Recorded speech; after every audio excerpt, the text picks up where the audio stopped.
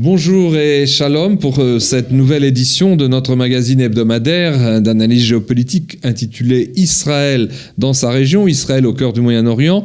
Nous avons choisi de faire le point aujourd'hui sur les fondements institutionnels, sociologiques, historiques et même culturels à la base de la profonde crise politique dans laquelle se trouve plongé le pays d'Israël depuis des mois, après 2 scrutins électoraux à l'issue desquels il a été jusque-là impossible de doter le pays d'un nouveau gouvernement reposant sur une coalition parlementaire suffisamment stable à la Knesset.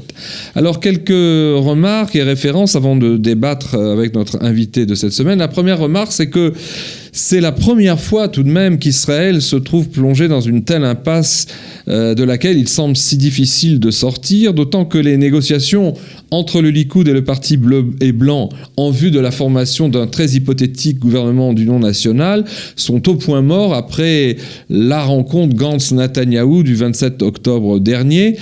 Et on peut l'expliquer ainsi, alors que Gantz veut former un gouvernement d'union qu'il qualifie toujours de libéral, le Likoud de Netanyahou a 2 exigences difficiles à accepter ensemble pour le parti bleu-blanc, à savoir tout d'abord, le Likoud veut négocier au nom du bloc de droite de 55 députés qu'il dirige, et la deuxième exigence, c'est que Netanyahou veut tout de suite exercer les fonctions pendant 2 ans de Premier ministre avant Gantz dans le cadre d'un système qu'on appelle le système de rotation entre 2. Par ailleurs, il y a le joker de la situation dont on avait parlé, et sur lequel on a beaucoup écrit aussi. Avigdor Lieberman, le chef du parti russophone Israël Beitenu, continue de tirer les ficelles de cette crise qu'il a lui-même d'ailleurs créée au départ, en étant toujours en position de ce qu'on appelle un faiseur de roi. Et il oscille entre le parti de Gantz, qui semble avoir désormais sa préférence, et le bloc de droite de Netanyahou, son ancien allié.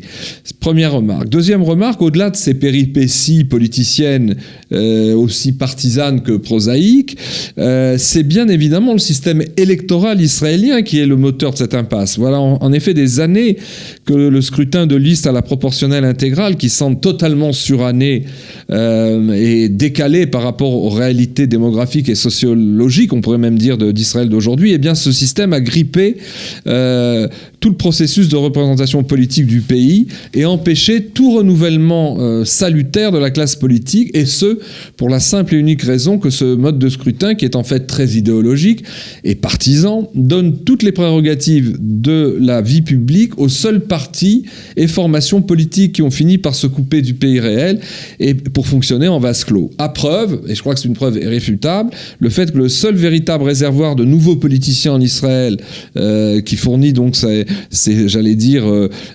noms de nouveaux politiciens, eh bien c'est l'armée, dont sont d'ailleurs justement issus 3 des 4 fondateurs du parti bleu et blanc, qui sont d'ex-chefs d'état-major de Tsahal. Enfin, une dernière remarque, plus profondément encore, il semble que la culture politique ancrée dans le pays depuis sa renaissance, voilà 71 ans, eh bien que cette culture éprouve beaucoup de difficultés à assumer, à intégrer, à appliquer le concept et la notion essentielle en sciences politiques qu'on appelle en hébreu la mamlachiout, c'est-à-dire une conduite politique souveraine dont ont autrefois fait preuve tout de même 2 glorieux anciens dirigeants d'Israël en leur temps, David Ben Gurion et Menachem Begin.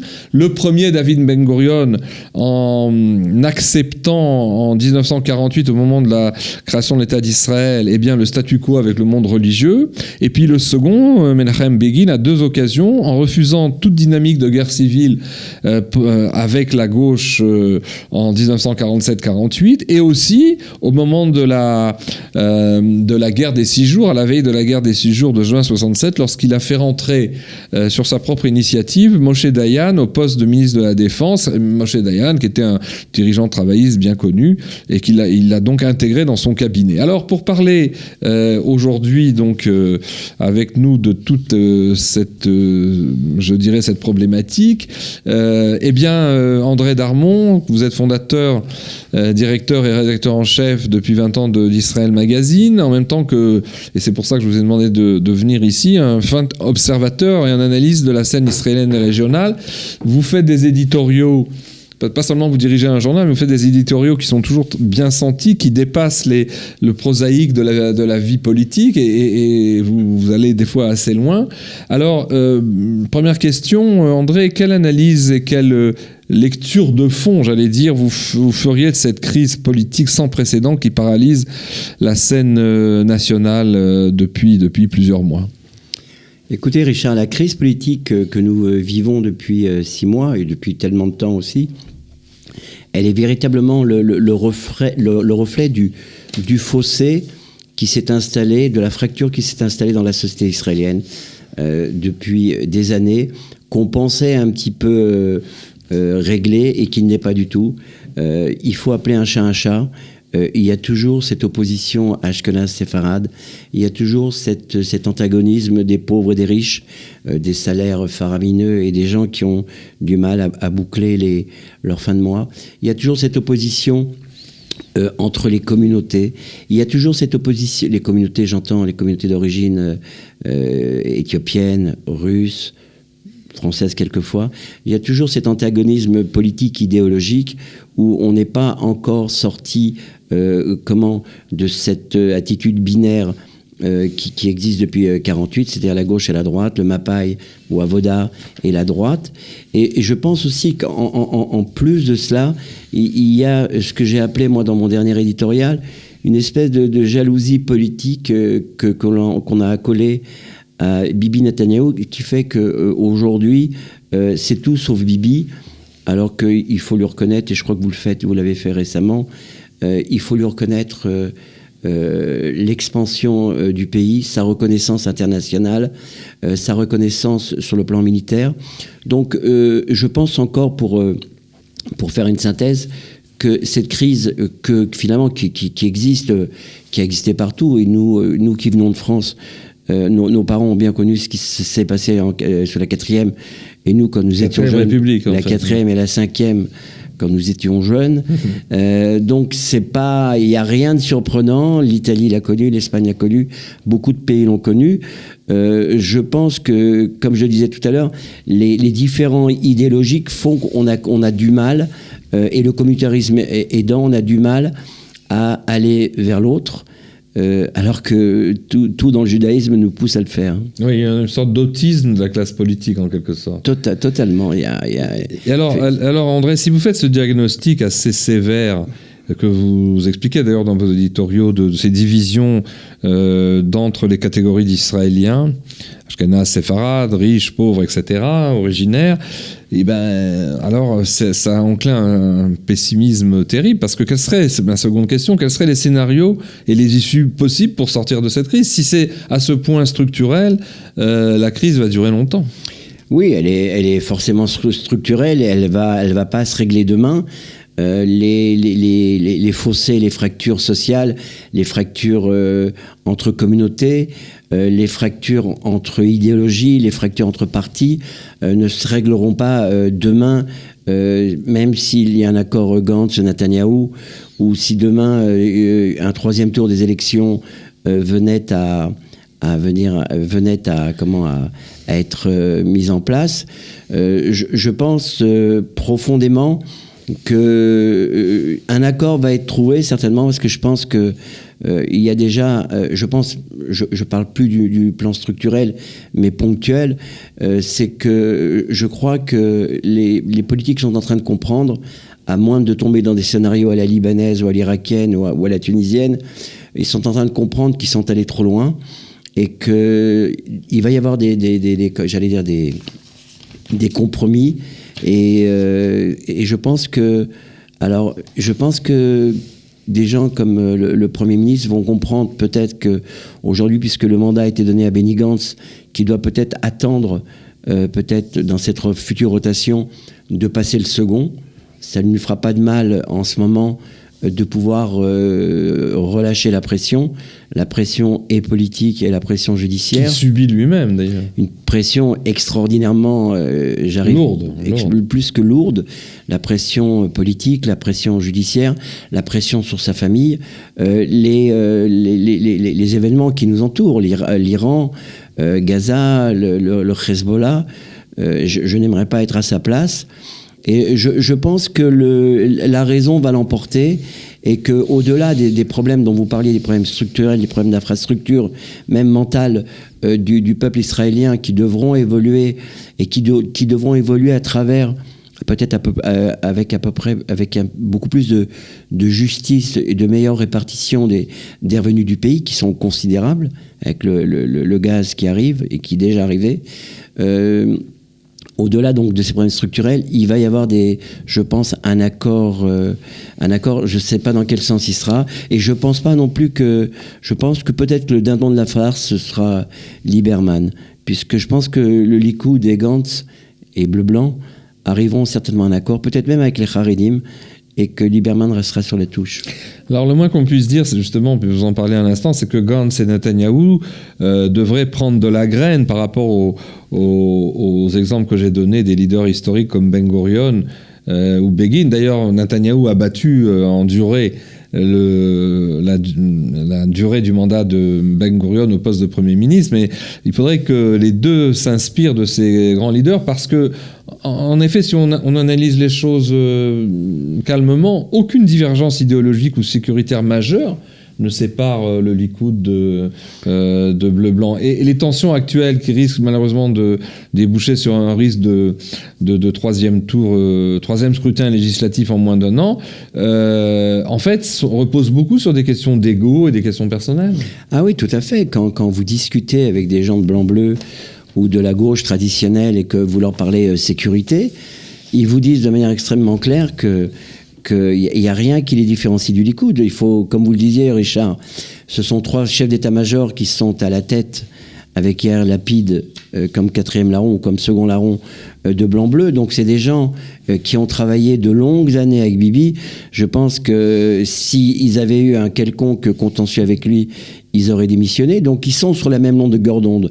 Maintenant, quand vous entendez les gens de gauche dire la santé, la justice, etc., on a entendu également Olmert le dire, et pour ne rien faire. Donc les déclarations, les professions de foi sont belles, mais je pense que rien ne les sépare, mis à part, encore une fois, les problèmes d'ego, les problèmes de prééminence et de pouvoir, et aussi l'acharnement qui s'est un petit peu atténué contre Bibi, puisque je pense que ce n'est plus devenu un obstacle que de voir Bibi rester et à la tête du Likoud et peut-être à la tête du pays dans le cas d'une rotation avec Gantz.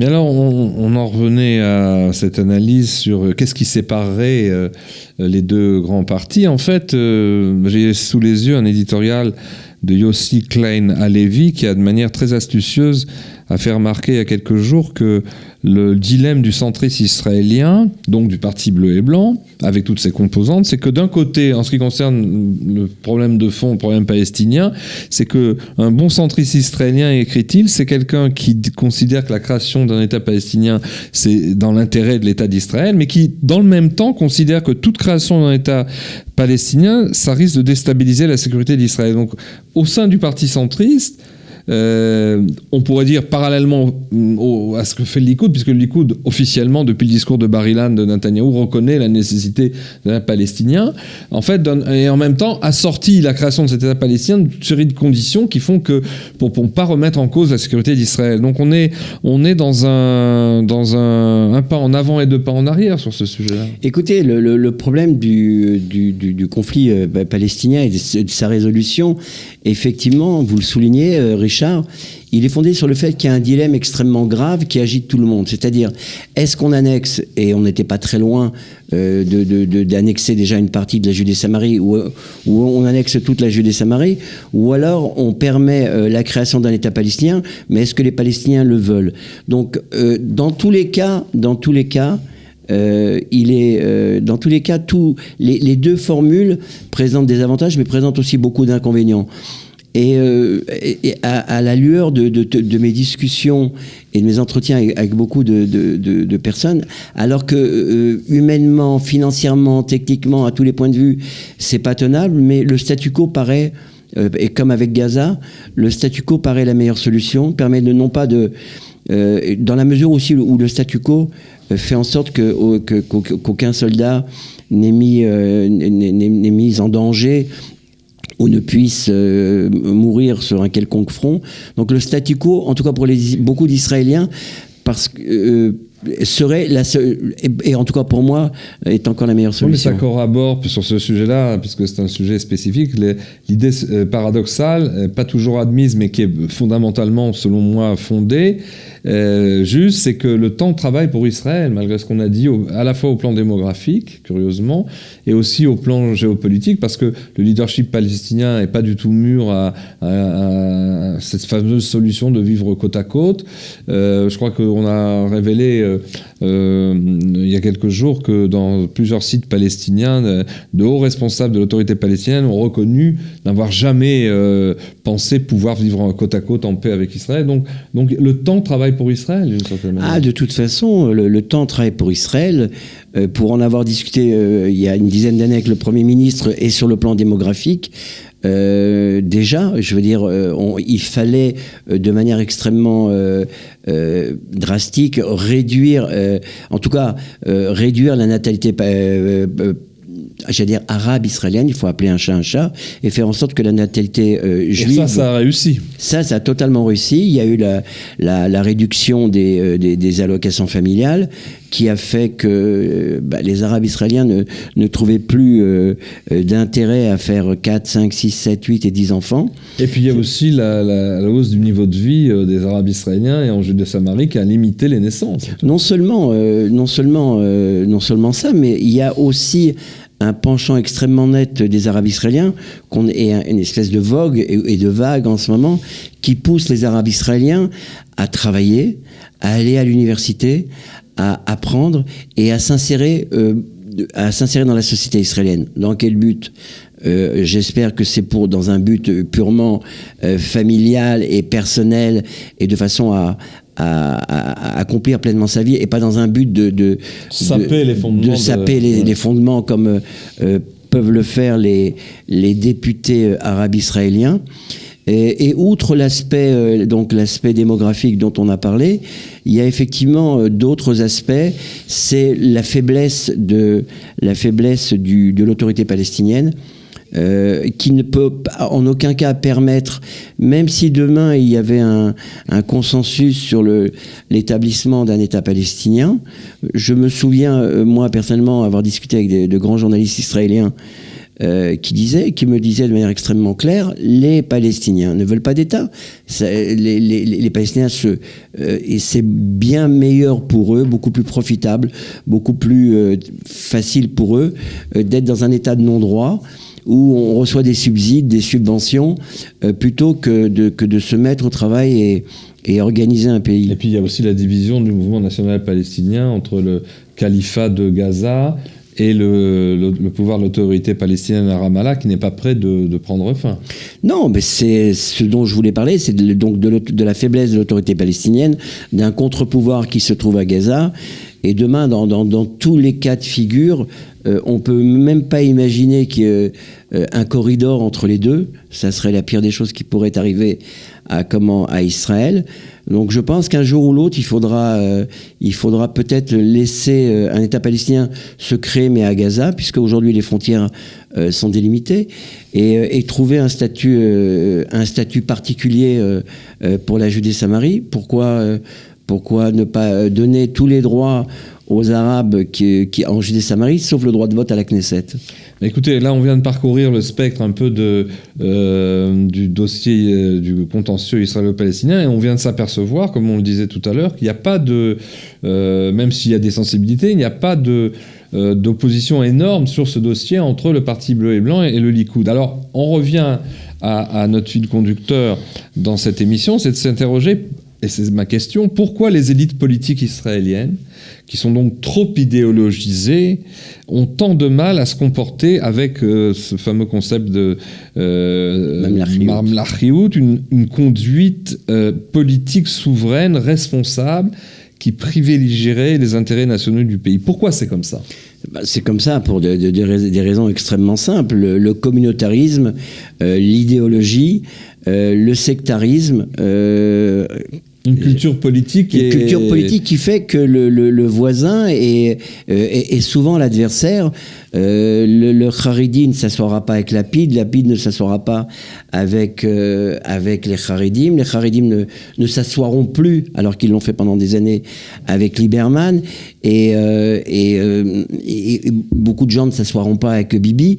Et ce pour des raisons personnelles, et ce pour des raisons idéologiques, et ce pour des raisons d'opportunisme politique, parce que je pense que le pouvoir aujourd'hui, vous le disiez, Bibi a le pouvoir depuis 13 ans, même si c'est de manière discontinue. Et je crois que je le disais sur I24, c'est que quand on tue le patron d'une entreprise, bah, tout le monde est promu, tout le monde a une promotion, tout le monde monte d'un cran. Donc je pense qu'on veut... et j'espère de manière beaucoup plus, métaphorique, oui. Métaphorique. Tout le monde veut tuer le père de façon d'abord à grandir et surtout à pouvoir exercer eux-mêmes le pouvoir. Bon, mais il n'y aurait pas aussi une sorte de maladie, une pathologie plus profonde qui concernerait tous les secteurs et de l'opinion et du pluralisme culturel israélien et donc toutes les familles politiques et j'allais dire ethniques, qui est la maladie de l'exil. Cette fameuse phrase de Ben Gurion qui avait dit, on l'avait interrogé avant la création de l'État d'Israël sur comment il allait réussir à pouvoir faire venir des gens, parce qu'il y avait très peu de juifs, il n'y avait même pas 1 million de juifs. Ici, il y avait un demi-million de juifs, 600 000 juifs au moment de la création de l'État d'Israël, et on lui avait posé la question. Il a dit non, moi je ne me fais pas de soucis, on pourra faire venir les juifs de la diaspora, on pourra donc faire sortir les juifs de la diaspora, mais avait-il dit dans un joli jeu de mots, ce sera beaucoup plus difficile de faire sortir la diaspora de la tête des juifs. C'est-à-dire que finalement, cette propension à la division, à la non-reconnaissance de l'autre, et puis si c'est pas moi qui prend le gâteau, ben lui il l'aura pas non plus. Est-ce que c'est pas aussi une maladie qui nous poursuit, qui vient de la division des Juifs dans l'exil ? Non, je pense que d'abord tous ceux qui aujourd'hui sont au pouvoir, tous ceux qui sont à la Knesset, ou tous les ministres, tous les derniers gouvernements, ce sont des tsabarim, ce sont des gens qui ont grandi ici, ce sont des gens qui ont grandi dans l'esprit israélien. Je ne pense pas que la diaspora ait jamais été en eux. Ça, je ne le crois pas.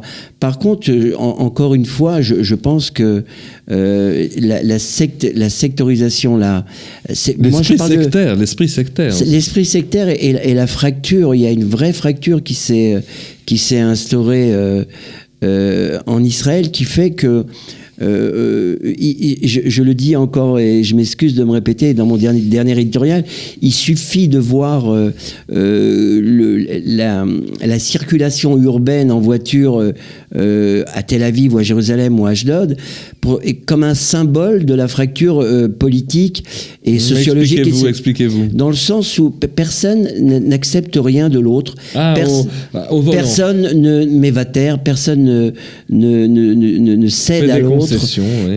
Et il y a une espèce, et je dis que ce fameux adage biblique, le peuple à la nuque raide, n'a jamais trouvé un meilleur emploi qu'aujourd'hui. Chacun pense avoir raison, chacun pense qu'il est le meilleur.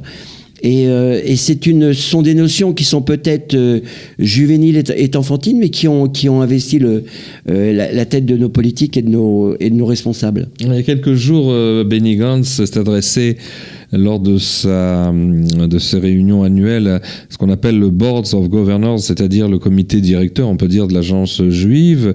Et il a fait un discours comme Netanyahou aussi était invité avant lui en tant que je dirais rival du Premier ministre. Il est venu, et puis candidat au poste de Premier ministre maintenant, il est venu parler. Il a fait un discours assez intéressant dans lequel il a mis en valeur justement la pluralité de la société israélienne, en disant que lui, en ce qui le concerne, puisqu'on parlait de judaïsme devant l'agence juive, il soutiendrait, a-t-il dit, tous les courants de la mosaïque israélienne. Il a même dit qu'il appuierait le mouvement des femmes du Kotel pour qu'elles puissent prier comme elles le veulent là-bas. Et il a dit qu'en ce qui le concernait, il fallait aujourd'hui unifier cette mosaïque, non pas en faisant se dresser les uns contre les autres, comme vous l'expliquez maintenant, mais en essayant de rassembler tout le monde. Et alors, ce qui est paradoxal aussi, c'est qu'il a terminé son discours en disant que le Parti bleu et blanc aurait cette mission de rassembleur et qu'il était prêt à assumer le pouvoir et pas pour des raisons personnelles et autres. Il est retombé après un discours assez intéressant, il est retombé en fin de parcours dans un discours polémique où il a mis en cause indirectement Netanyahou. Alors, ça me mène à une autre question qui est un petit peu l'aboutissement possible un aboutissement possible de notre entretien. C'est dans le cadre d'un troisième scrutin électoral, parce que d'un côté, vous estimez, il y a des raisons qui font que peut-être, en fin de parcours, le Likoud et le Parti bleu et blanc vont trouver un terrain d'entente pour éviter un troisième tour. Mais dans le cas où la machine se gripperait une nouvelle fois, et aujourd'hui on trouve dans la presse israélienne de plus en plus d'éditorialistes qui disent qu'on va vers un troisième tour. Je regardais les journaux télévisés d'hier soir et de cette semaine, et on nous dit que vraiment un troisième scrutin législatif nous pend au nez. Alors pensez-vous dans ce cas que le ras-le-bol, qui est déjà très perceptible sur le terrain quand on discute avec ses voisins de palier, mais aussi dans les lieux de travail, partout du climat politique, beaucoup de citoyens, et aussi dans les élites, c'est le même cas. Est-ce que vous pensez que dans le cas d'un troisième tour, ce ras-le-bol pourrait enfin s'exprimer dans la rue, pourquoi pas, à l'occasion d'un grand mouvement populaire, de masse, non idéologique, moitié libanais, puisque c'est bien ce qu'ont fait les Libanais en condamnant toute la classe politique. Est-ce que vous pensez que là, en fin de compte, les Israéliens sortiraient dans la rue s'il y avait à nouveau une troisième convocation électorale ? Écoutez, d'abord, ils sortent déjà dans la rue pour être à Tel Aviv. Je les vois tous les samedis soirs et dans la semaine. Donc, je pense que, je pense que si un troisième tour était décidé, je crois que ça serait entre janvier et mars. Et je pense qu'il n'y aura pas de décision en ce qui concerne l'avenir politique de Bibi Netanyahou avant la fin novembre. Donc, certainement après que Gantz ait fini l'échéance et ait rendu ou pas son mandat à Reuven Rivlin. Je pense que oui, le ras-le-bol, il y a un véritable ras-le-bol. Il y a un véritable sentiment que les politiques se sont appropriés l'État. Tous autant qu'ils sont. C'est-à-dire qu'ils n'ont plus de compte à rendre, qu'ils sont capables de dépenser des milliards plutôt que des milliards en termes d'élections. Il faut savoir qu'aujourd'hui, il y a beaucoup de commissions de la Knesset qui ont été gelées. Il y a beaucoup d'argent qui n'a pas été versé à des Coupatrolim, à des fonds qui vont... Des fonds qui sont là pour aider les handicapés. Les services publics. Les services publics, des fonds qui ne sont pas versés parce qu'il n'y a personne pour décider. Donc je pense qu'un jour ou l'autre, et très bientôt, il se peut qu'il y ait un mouvement des indignés israéliens, et comme vous le disiez, qui ne soit pas forcément idéologiquement identifié ou identifiable, et qui montrerait un peuple israélien qui est docile en général. Et qui ne sort pas dans la rue. Qui ne sort pas beaucoup dans la rue. Sauf à Tel Aviv. Non, mais c'est des minorités tout de même, c'est pas des mouvements de masse. C'est pas des mouvements de masse, c'est assez répétitif, mais c'est pas effectivement. Donc je pense qu'à moyen terme, le peuple israélien peut se rebeller, et il peut se rebeller d'une autre façon, c'est en pratiquant une abstention extrêmement forte le jour du scrutin. Mais vous croyez que c'est possible d'organiser une abstention collective ? Pas de l'organiser, mais elle peut tout à fait, vous savez, on peut organiser à travers les réseaux sociaux des milliards de choses, et je pense que aujourd'hui les Israéliens ne supportent plus que l'on joue avec leur vie, avec leur avenir, avec leurs finances et avec leur santé aussi.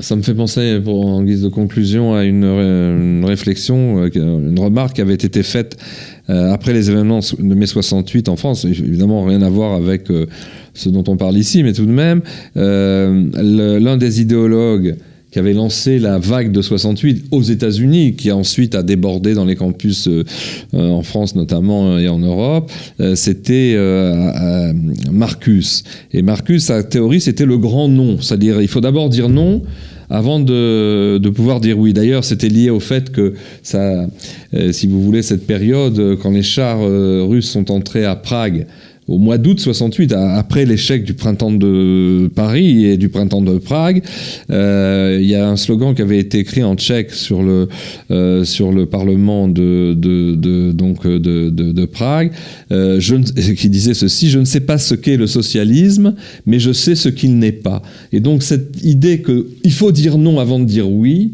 c'est quelque chose aussi par rapport à l'abstention qui pourrait mobiliser les Israéliens. Le non remet les choses à zéro.